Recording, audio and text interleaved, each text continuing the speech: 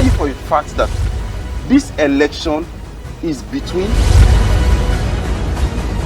They sold form recently for 100 million.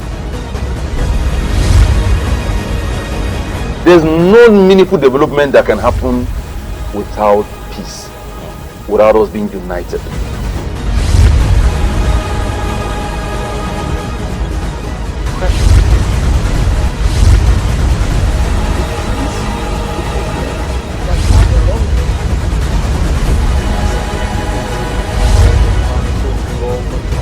Arrest all unregistered vehicles. I think we have shown the depth and breadth of talent in our Conservative Party.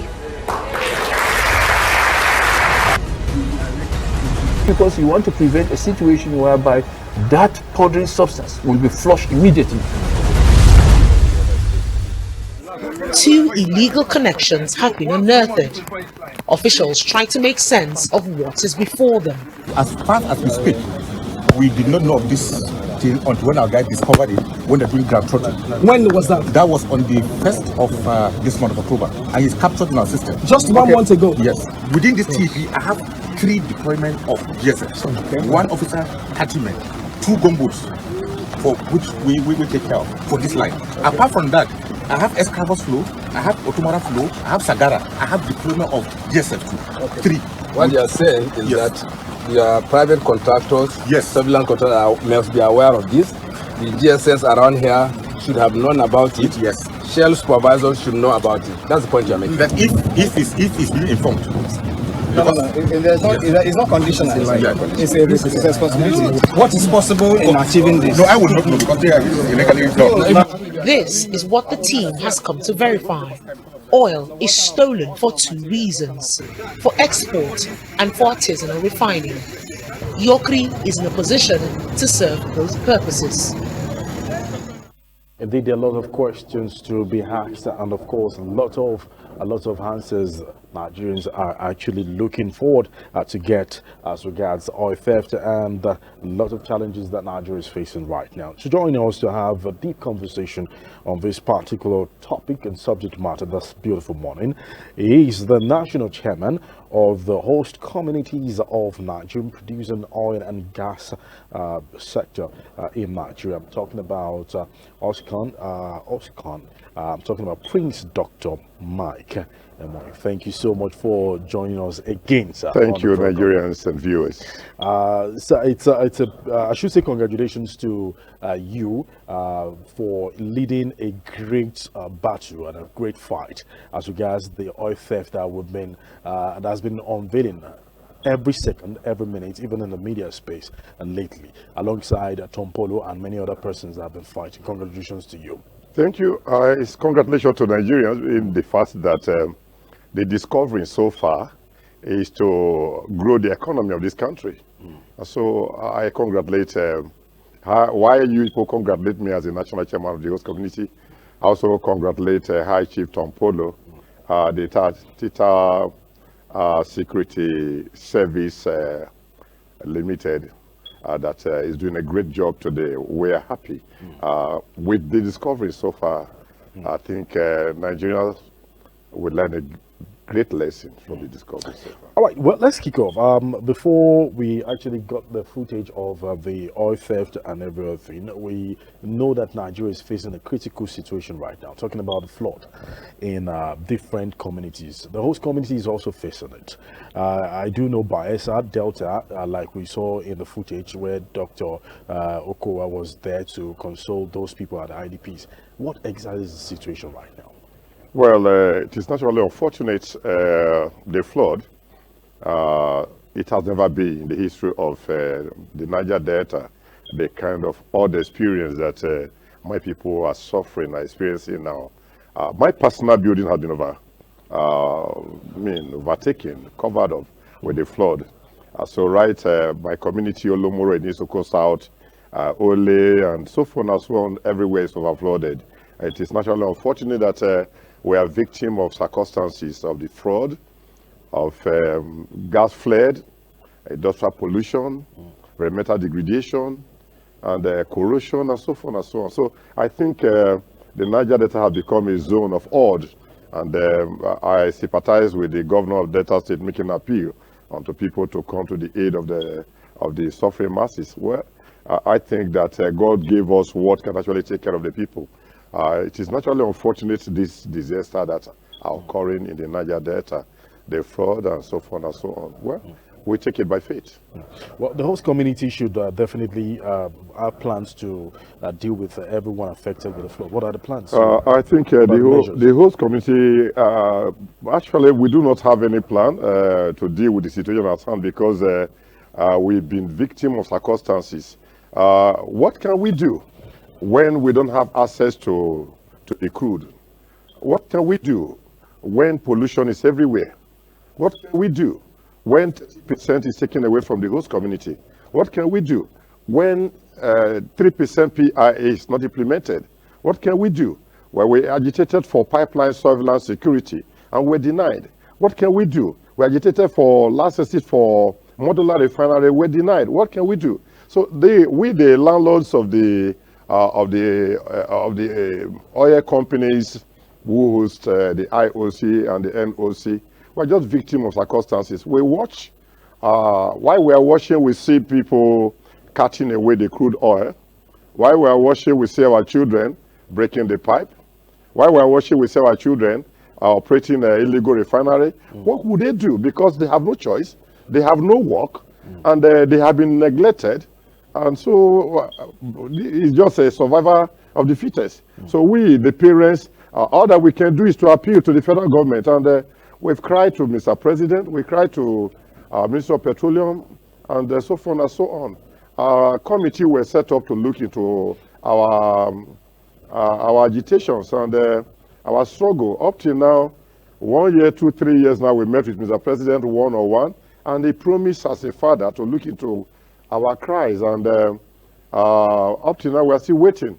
It is painful, naturally unfortunate that 30% derivation, as it is enshrined in the exclusive legislative list, based on the 1999 amended Constitution, Section 162, Section 2, that 30% derivation belongs to the host community. What can we do when it is not given to the host community? There is no law that stated that 30% should be given to any state governor. But the state governors will take the money. And they never contact the host community, never consult the host community. The oil company will not consult the host community. The government will not consult the host community. That's the cause of all this chaos we're having. So homiletically, if we look at the cause, the consequences, and the cure, then we go back to the host community. Well, a lot must be talked about concerning the cost, and of course the consequences, which will fall back to the host community. But I want us to take it one after the other. You know, while talking, you said, what can we do? We keep looking, and Nigerians will want to wonder, why do we have to look? We should make some moves and take some measures. But let's look at the challenges that the community is facing, or the oil sector is facing, which is also a major one for the host community. Now, oil spill in Niger Delta is a major issue when it comes to even the livelihood of the citizens and of course the indigenes of Niger Delta. What exactly is the host community doing as regards this? The host community is a weeping community. It is almost becoming the banking dog that does not have teeth to bite. What can we do? I want to repeat this. In terms of oil spillage, as I'm talking, 4 times this year, oil spillage occurred in Bodo. Bodo is in Ogoniland, in River State. Federal government and the oil companies are yet to listen to the cry of the people of Bodo. And these are oil spill. 4 oil spill now. And they are crying to me as the national chairman. Please cry to the federal government. Talk to the federal government. The federal government would listen. And it's on the table. The presidency will listen. And now, about 2-3 weeks now, Shell came to Bodo to see to what is on. And nothing has been done. And so, issue of oil spillage, it has been there. We are just victims of circumstances. We keep on crying and crying. I believe that one of these days, God will hearken to our cry and our prayer, and presidency will act. Minister of Petroleum will be able to say, all right, host community, come, let us reason together. these are the problem of the Niger Delta. What can we do about it? The oil company will come together and say, all right, we are the IOC or NOC, host community, let us reason together. As UN came and they reasoned together with the host community and the preferred solution to the crisis in the Niger Delta, you see, it has become a problem that crude oil is being carried away here and there before our face. As I speak here at this studio, I know what takes place in the Niger Delta. The number, the syndicate who are involved in oil thefts, those who are involved in illegal refinery. Those, I'm not blaming them. They are saying illegal refinery, but they are refining the product, the diesel that people are. If not, most of the hotel will have folded up. Just what happened to energy. These boys are trying on their own, although it is illegal in the sense that they don't have the permission to tamper with the crude oil. And they're not certified. They're not certified to run these particular. And then they have nothing to do. The 4 refineries in Nigeria are not working. New refineries is not being put in place. The old ones are not being reactivated. And then these boys have the technology on how to refine this product, and they can see the product, and they have no job. That's why they are tempted with that. Not that they really want to be criminals. And so I want to say that it's where we are now is. I'm worried. The traditional rulers are worried. We, the leaders of host community, we are worried. We are troubled with what we are seeing. The destruction of the ecosystem. We are worried with the pollution of the air, industrial pollution. We are worried with the degradation that takes place in the Niger Delta. And if we are worried and there's a problem, and it's not affecting Nigeria as a country, within 1 to 50 nautical miles, who owns the barges? We are aware, we are worried. We know who owns them. Those foreign buyers who come with the bigger vessels, they are there. And then Navy are aware. Nigerian Army are aware. And then the Joint Task Force, JTDF, are aware. And then the police are aware. And if cost not taken, they will be the first people that we need to accuse. Because before my very eye, as of my age, I will tell the whole world and Nigeria the bitter truth. The truth is that the army, the police, the navy, they are aware and they are involved. Before my very eye, I will see them escorting trailers. And the boys will settle this, settle this. This is destroying the economy of this country. It's also destroying the ecosystem of my people. And so this is why we are worried. We know the problem that is going on. And the boys are not happy that they were redundant, not happy that they graduated from school, there's no job. They're not happy that the foreigners and the cabal, the cartels, the syndicates are making use of them. But they have no choice. But I think that if federal government will say, all right, host committee come together, settler, the oil company come together, IOC, NOC, SPDC, NNPC, let's come together and reason. This country belongs to us. Let's see what we can do. I can assure you that the economy will grow speedily. Well, as a representative and, of course, the national chairman of the host community, you've said that with your 2 eyes, you've seen activities of the military as regards to these oil particular thefts now. The military have come out, they've not once, not twice, to say that they don't have anything to do with oil theft or spillage in whatsoever manner. And just recently, an exercise was carried out. Many Nigerians also criticized the measure at which that exercise ended. The vessel that was apprehended and eventually burnt without proper investigation. Will you say this is a normal way or a good procedure to go about this particular issue? Let me remind Nigerians and the whole world that when the issue of Boko Haram, kidnappers and herdsmen and so forth and so on was the common practice in the north, the army were there. The Nigerian soldiers are dogged, brilliant, combatant army. But the government does not actually empower them to do so. But just of recent, federal government have woken up and the army has woken up. and federal government have purchased some of the jets with which they can comb the area. Who are the Boko Haram to stop federal government? Nobody, not in this country. But these were enemies of this country. But now that army has woken up, federal government has woken up, we can get the good result. The same thing happened in the Niger Delta, that Tantita came up, the Tompolo security company. He's our son. We are proud of him. And the federal government called upon him, and he came up, and it was Tantita Security Company Limited that discovered that vessel and cry onto the Joint Task Force. And they came. They apprehended the vessel quite well. Is it right for the army to burn the vessel with the crude? You pollute the air. You destroy the vessel. You destroy the economy. You destroy the product. You destroy the economy. And so they're supposed to bring on board who owns this vessel. Who were those that were involved in it, and then the vessel should be seized, confiscated, and then remove the crude and sell the crude, not polluting the air.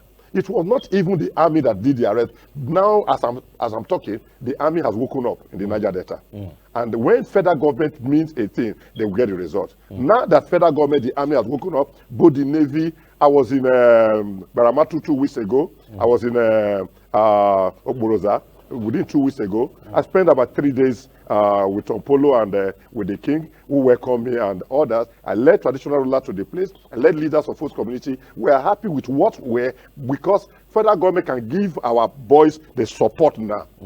And then they can tackle those who are involved in bunkering. They can tackle those who are involved with illegal refinery, because the federal government have woken up now. And I think that they will do more if they can transfer all those who are in the South, all the Navy, Army, Air Force, Police, transfer all those in the South. Don't sack them. Don't terminate them. You're not satisfied with them being there? Yes, transfer them and bring in inject new blood into the system. If we really want to tackle the issue, we, the leaders, know who and who is involved without being told. DSS is out of it. I want to repeat. Politicians are out of it. Traditional laws are out of it. But businessmen, they are fully involved, and we know who and who is involved. The oil company cannot tell us. If we know who the oil company cannot tell us that that an illegal pipeline that had been in operation for 9 years, and they were not aware. It's a lie. They were aware. The oil company know the production quantum they produce in a week, in a month. So why is it so difficult to monitor and to raise this alarm? It's a situation where the oil company dictates to the power that has been. I can remember what happened when we were pursuing PIB for 13 years, and the role that the oil company played before it manifested to PIA. Now, 1 year, 2 months have gone now, and the oil company are still controlling the issue of the PIA, not the host community. The PIA has to do with the host community, 3% trust fund commission. So the host community does not stay now the oil company has bypassed the host community, met with some few traditional rulers, some few president general, without the host committee that made paper presentation for 13 years at the National Assembly. I remember when they fought me and beat me up at the National Assembly before the PIA was passed into law. And that's the situation where the oil company, because they are business-minded people, they will not listen to the host community. The federal government will not listen to the host community. These are the host community. If you want this thing to work out, get the host community involved in pipeline surveillance, get them involved in terms of giving. But the host community is part of the surveillance. We are part of this. No, how? For instance, you just mentioned your son. For instance, I train over 6,000 Niger Delta youths on security, pipeline surveillance, on intelligence security, to be informant to the government. But when the government will not pay anybody, the government will not give the contract to anybody. Those who they award the contract to their cronies, who will burst the pipe and they will repair the pipes. They know the terrains, And so this has been the problem. And the boys are ready. Somebody will use that to bore the pipe. Somebody will use that to repair the pipes. Those people own the equipment. But I think that if federal government really want to address the issue, Dr. Mike, you are the national chairman, come. Bring other leaders of thought of the host community. Let us rub mind together. IOC, come. NOC, come. Let us rub mind together. This country belongs to every one of us. And these things that are happening within your domain, you are aware of it. What do we do? So that has not been done. Yeah, that has not been done any day. Think about it. Pipeline surveillance not given to the host community, yet host community have a registered security company, and yet they are not considered. 6,000 boys have been trained. The present relative peace we're enjoying the Niger Delta geopolitical zone is as a result of my people, my boys, that we call together. Please don't destroy these things. Stop pipeline violence, so forth and so on. But after waiting for 1 year, 2, 3 years, nothing is done, and they are back to the creeks again. If thank God that federal government have woken up and we can find solution to it. We the parents, we are not happy with what is happening, but we are not also happy that our children are idle. We're not happy that foreigners are stealing our crude oil away. We're not happy with it. And that the area is polluted. It's indeed a very, very difficult situation, and of course Nigerians are also asking similar questions as it affects the host community. It affects every other Nigerian. Well, let's look at the upstream, downstream, and of course the midstream sector itself, all together with the oil servicing companies in producing the crude oil and of course getting it out to the society. Now, the host community, you've mentioned it, they've always been crying out that they want to have a measure that will give them leverage to have enough resources and enough manpower and enough certification to produce good oil in Nigeria. What is stopping us to have this? Let us get it right. See, our leaders of thought are there. We have Chief Dr. Walitin Okreka, with 13%, the founding father of host community. We have High Chief E.K. Clerk. We have His Royal Majesty, His Excellency, Date Spiff. We have Dankoro, His EMEH, and I can count them here and there. The Olu of Warri, the Olugbo of Ugbo, and so forth and so on. These are eminent, prominent sons of Niger Delta, leaders of the Niger Delta, leaders of thought. The federal government can invite and hold meeting with them without looking down on those people. The situation is that you cannot shave a man's head in the absence of the man. No oil company can come and say, Dr. Mike, you are the national chairman of the host committee. You'll be there now for 7 years now. Let us invite you for a meeting. Not even one day. None of them? Yes, not even, no oil company. Write a letter to them, nobody will answer you. Cry to NNPC, nobody will answer you. It's only presidency that listens to us. NNPC will never listen to the host community. The oil company will never listen to the host community. Why is the relationship like that?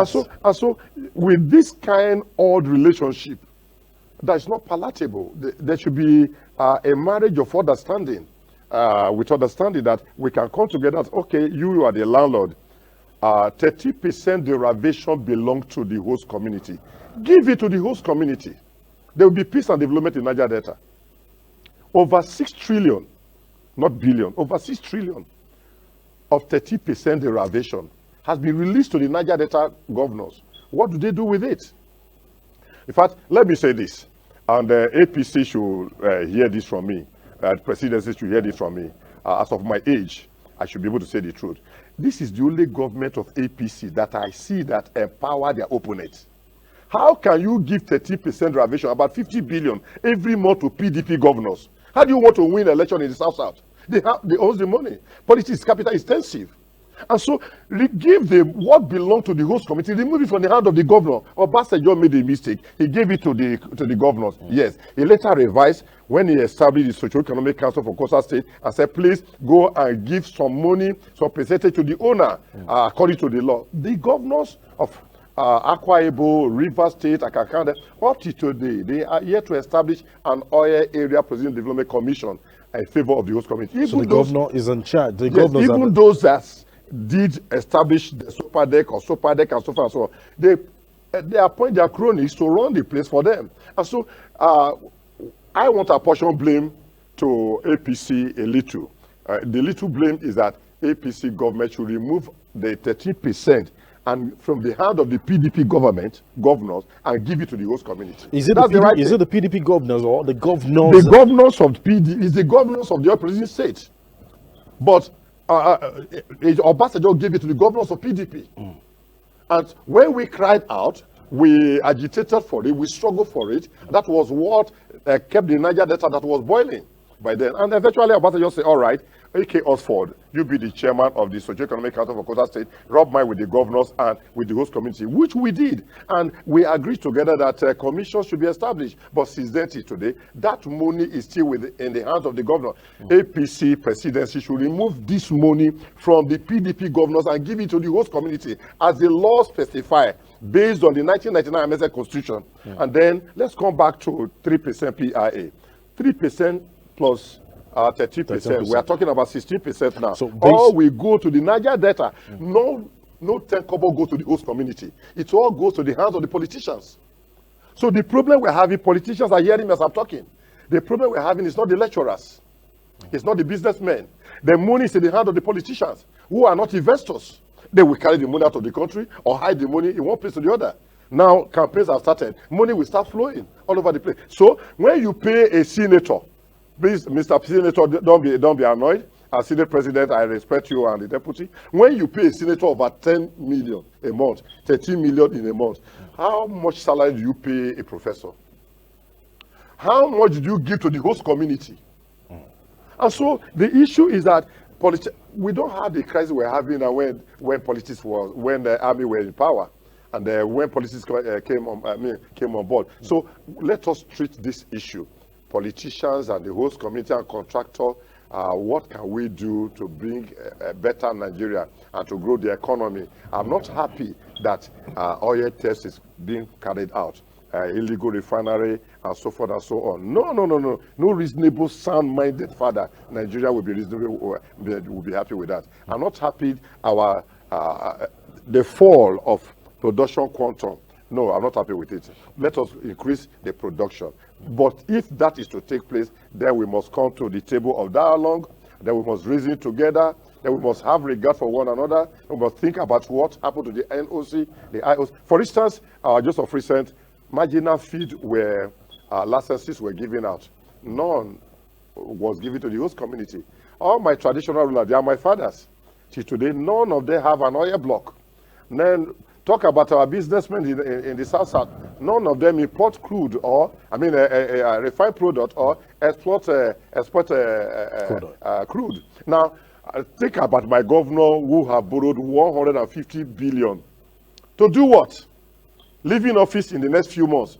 And through the House of Assembly, you borrow 150 billion and use the super deck to stand as collateral. Use oil money to stand as collateral. To do what? Is it to invest into farming? For industrialization? No.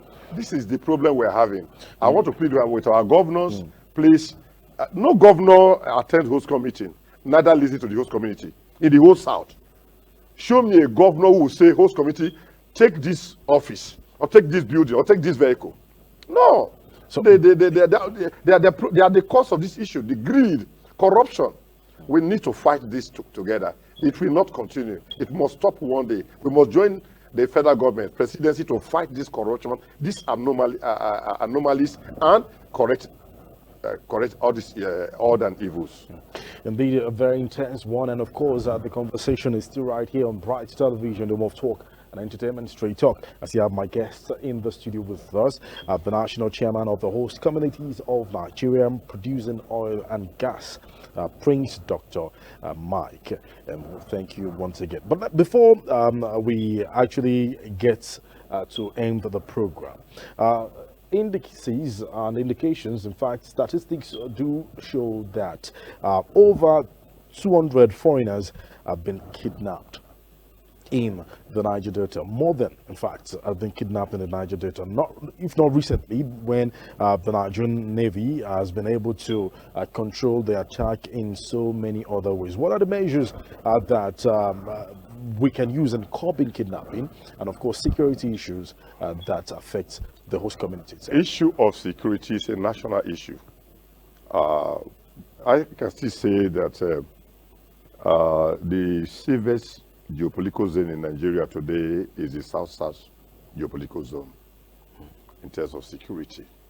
The kidnapping, the Boko Haram, the henchmen, and so forth and so on, is lesser in the South-South. And when you talk about issue of insecurity, robbery, it's less in the South-South. But that was the headquarters of kidnappers, headquarters of armed robbers, and so forth and so on before. But today it has changed. Our boys have, instead of kidnapping and stealing and driving away foreign technical partners, let us deal with our crude oil, not deal with illegal refinery and find solution to diesel, find solution to so forth and so on. So they deal with the foreigners directly. I want to say that the dealing with foreigners, that was a old story, not at present, not at moment. I think when oil company moved, that exodus that moved them from Niger, from Delta, Warri to Port Harcourt, moved them from Port Harcourt to Lagos, moved them from Lagos to Abuja.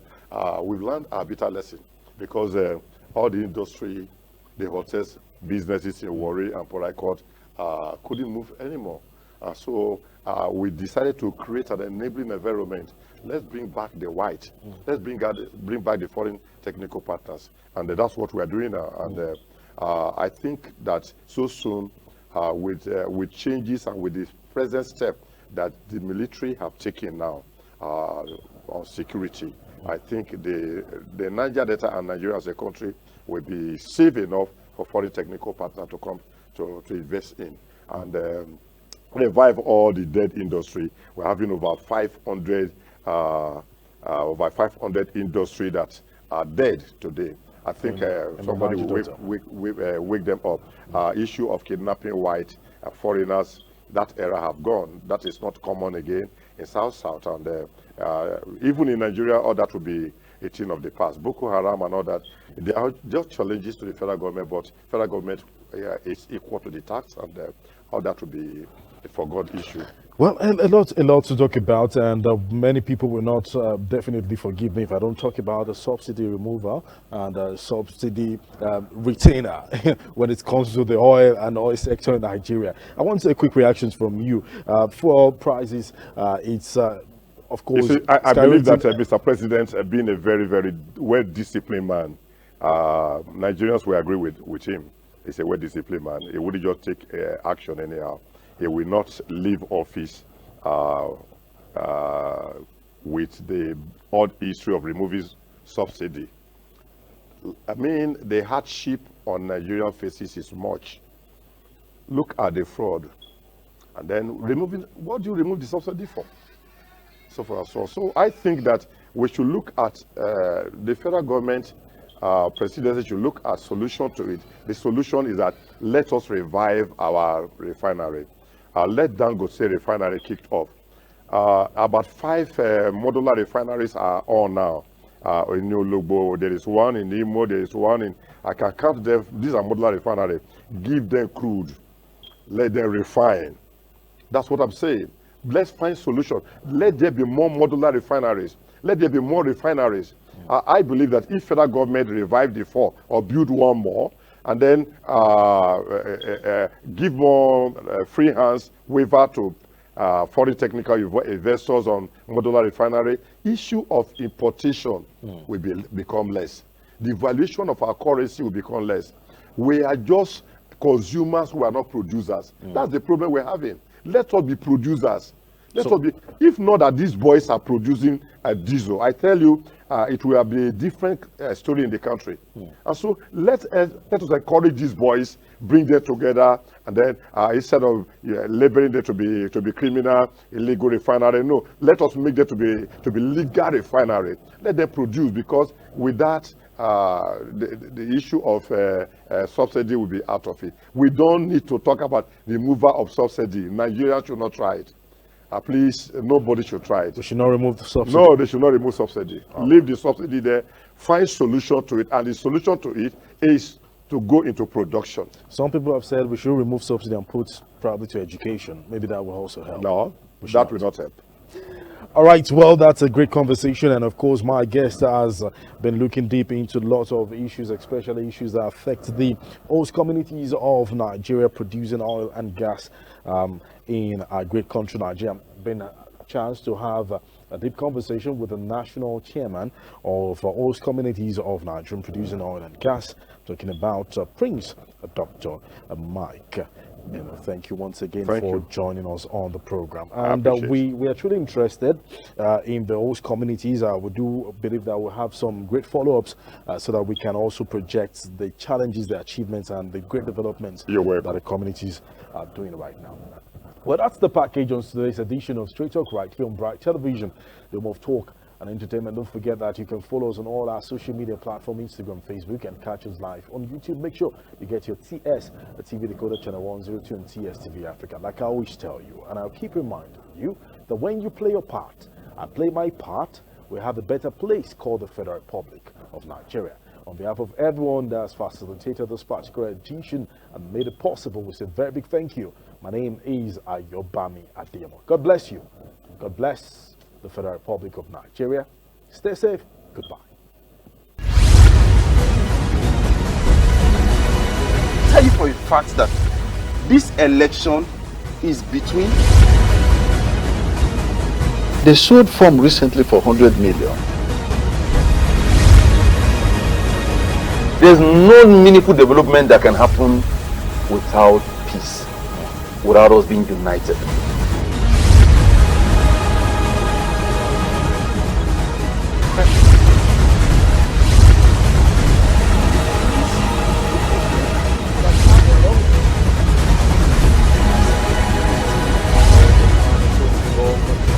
Arrest all unregistered vehicles. I think we have shown the depth and breadth of talent in our Conservative Party. Because you want to prevent a situation whereby that powdery substance will be flushed immediately